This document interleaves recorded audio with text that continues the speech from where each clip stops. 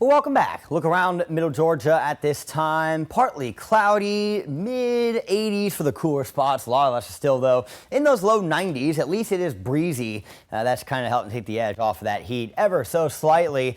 So a little bit of rain down in Telfair County to the south of McRae. That's all we're seeing in middle Georgia right now. Looks like there might be a couple specks trying to fire up over in Johnson County. We'll continue to monitor that, see if that actually ends up developing. The spots that were in Treatland and Lawrence County earlier did not end up developing, so that is kind of interesting. Again, still pretty warm out there while the sun stays out, but it is going to drop a good amount again tonight as it's not overly muggy into those mid to upper 60s. Wind variable, but generally out of the east, so sometimes it'll be northeast, sometimes it'll be southeast, but out of the east and gusting over 15 miles per hour. The chilly spots will get into the mid 60s. Cochran Eastman at 66, Soperton, Cordele 69, a couple of our warmer spots, but a lot of 67s on your screen. Definitely a normal night for late June heading towards July. In fact, as we get into July, a lot of our overnight temperatures may not even get below the 70-degree mark, and that we may begin to see as we go through this weekend. So tomorrow night we'll still be in the 60s again.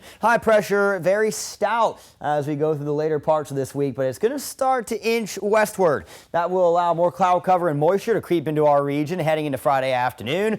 So for Friday, our rain chances are going to largely be reserved for the southeastern counties, but we'll see them become a little more widespread over the weekend for the rest of the region. Nothing too crazy. We are just talking pop-up storms, but more of a typical summer pattern as the thing that has kind of diluted our heat a little bit this week down the Gulf, which is now known as Tropical Storm Alberto, is going to get over into Mexico. And as that happens, we are not going to be feeling its effects a whole lot longer. So we'll be tracking a bit of an area over in the Atlantic right now. It's 10% chance to develop in the next 2 days, 20% in the next week. So that's not very good. But this moisture, regardless, coming our way, and that will fuel an uptick in rain odds over the weekend. So here we go through tonight. Don't like the rain odds for the northern counties. Definitely like them a little more further south, like we're currently seeing them in Telfair County. Rolling through the overnight hours, sky should be mostly clear. Don't think we're going to have a whole lot of clouds early on tomorrow. The mugginess is down right now with that wind coming in from the east-northeast. So we are not waking up to a lot of cloud cover. We're not waking up to fog tomorrow.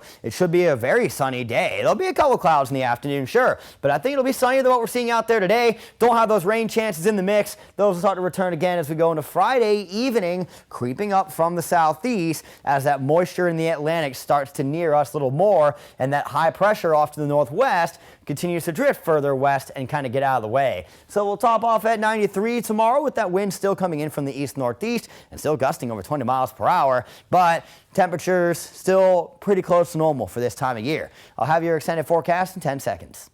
Your 41 NBC AccuWeather 7-day forecast is presented by Volume Chevrolet. So low 90s for one more day, then back towards the mid 90s on Friday and upper 90s over the weekend into next week. Obviously rain chances depending on who sees them. You know, if you get a good rain storm right in the middle of the afternoon, and that could definitely stop you from getting to those upper 90s.